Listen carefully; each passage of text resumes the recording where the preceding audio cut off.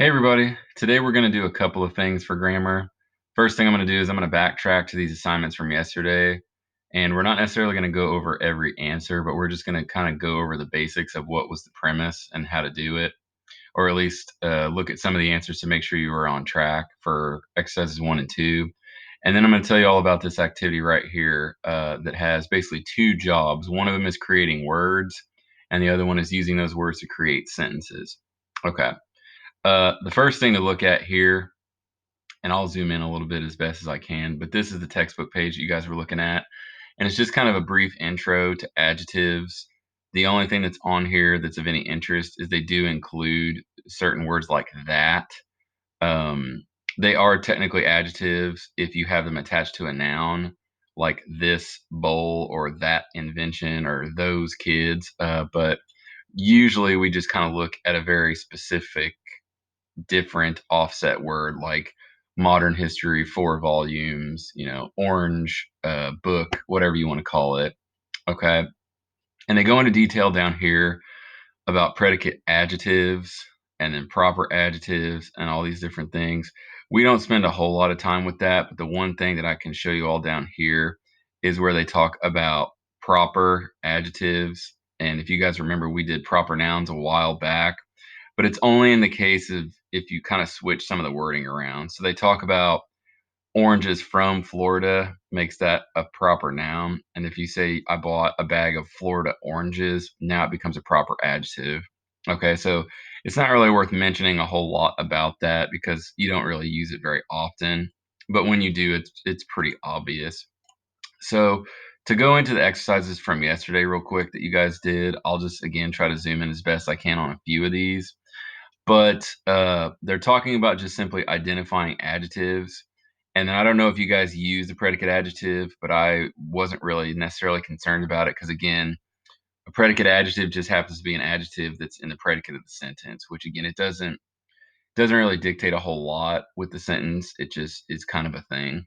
I know that's kind of hard to understand, but really it's not as vital as identifying the adjectives themselves. So big thing is if you look through a few of these sentences, you can just kind of scan over a lot of them and just see. The big thing was I wanted you to write the noun that it went with. So even if you went through here 100 miles an hour and you put all the adjectives you could see, you need to look back and look at what they went with. So, like, again, young describing Gandhi, small school, and I can just glaze through these. Busy London. Homesick is actually describing Gandhi himself. So homesick is pretty much just, feeling depressed or sad or wanting to be home. So he was feeling that way. So homesick describing Gandhi. Inner voice. This one, number 5, is a pronoun, but it is still describing Gandhi. So if you put for number 5, courageous describing Gandhi and purposeful describing Gandhi, or if you put courageous and purposeful describing he, either one of them is fine because you know who the pronoun represents based on the context of the rest of these sentences. Number 6, Gandhi often fasted for many days. Okay, many describing days is the only adjective that's here. Okay. Um, the often is not an adjective, it's actually an adverb because it's talking about how he's fasting or how he's, giving up food. So it's basically describing the way in which he's fasting. So this is an adverb instead of an adjective. Okay, weak, describing Gandhi, and then determined. You can do determined describing he or determined describing Gandhi. So you can kind of go backwards. Mature describing Gandhi, nationalist describing movement. Let's see, nonviolent resistance, and then foreign rule. 7 describing years. If you go by their logic, you could have had that resistance as well. I don't really like the th words as adjectives though, but that's fine if you guys did. Again, same premise. If you put like the describing struggle, that's why I think it's confusing to do the th words. But I do think that long struggle and foreign rule is perfectly on the level. Number 12, to is describing nations and separate is describing nations. So that's basically a double adjective going to the same noun. most describing Hindus, and then independent describing India. Large numbers, that's it for 14. And then eastern portion, new nation. Okay, so depending on how you all did on that, I don't foresee a whole lot of problems. I'm not going to go through all of these for exercise 2, but if you guys notice, there's a few capitalization errors, like English is one that obviously should be uppercase. In the case of queen, it really depends because I'm trying to look for an example here where they use it. But basically, if it's used in her title, like Queen Victoria, like together, then it would be uppercase. However, if it's ones like this, Victoria was also the queen, then that does not become capitalized because it's just talking about any queen. So there's a bunch of capitalization issues in here: English and Scottish and Welsh, Indian, Asian, African. So there's a bunch of them. Maybe you guys caught them all, maybe you didn't. But either way, these I'm going to be a little more lenient on because there's a lot of things that we don't talk about because they're from like English society or British society, and we don't really know what they are. So talking about, for instance, a diamond jubilee, that's actually a particular celebration, that goes with a particular number of years that a queen has been in power. We don't obviously celebrate diamond jubilees and stuff because we don't have a monarchy. So I can understand why some of those would be tricky. All right. So that is the recap from yesterday. What we want to look at today is you all's assignment that's called I Can Beat That. Okay, so it's got two parts technically here.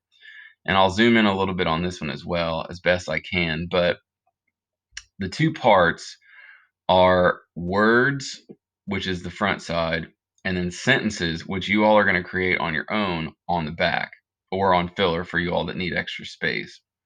The first job here is exactly what it says.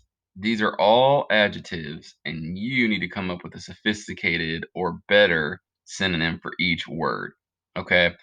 Now, when I say better or sophisticated, really try your best here. Okay. Try your best. But some of them are quite difficult. Okay. Especially the ones like colors. If you can think of another color of blue, then you can use that. But it should not be a noun. Okay. It should not be like water, or the ocean, because those are nouns. I don't want a word that is this thing. I want an adjective or like a synonym of that word. And even ones like the last one here, brown. There's not a whole lot of other words for brown, but if you consider a word like muddy to be a synonym of brown, then you guys can use muddy as your synonym. Okay. So if you go through these, you really have to think. You really have to think. Okay. Because I know that some of y'all can think of some really elaborate words. And I know some people are just going to want to put a noun. Like they're going to see the word scary and they're just going to naturally write the word monster or something. Okay. It has to be an adjective, it has to be a synonym. Now that's the word part. Now here's the sentences part. Okay. What I also want you all to do is create a sentence combining any adjective from this side with another adjective from this side. Okay, now there's a couple of rules here. They don't have to be side by side. Okay, so if you want to make a sentence that has your adjective that goes with pretty and your adjective that goes with funny, then those together can get used in a sentence, but you're eventually going to use all of them. Okay, so I don't know how you want to do it. I mean, I don't know if you want to letter them or number them and then number these the same and then cross them out as you go, whatever you want to do. Okay, but here's how this works. So let's say you're going to create a sentence using your synonym for pretty and your synonym for funny. You have to write a sentence where each of these adjectives that you've created are used to describe a different noun in that same sentence. So you can't say this adjective and this adjective with the same noun. Okay. I'll give an example. I'll use big, although you're not going to have big here on the line, and scary, even though you're not going to have scary. Okay. You can't write there was a big, scary monster. Okay, because that's two adjectives describing the same noun. Okay. I want you to create it where this answer is going with a noun that's different from this. Okay, so for example, again, I'm going to use big and scary, even though those aren't your words. Um, we saw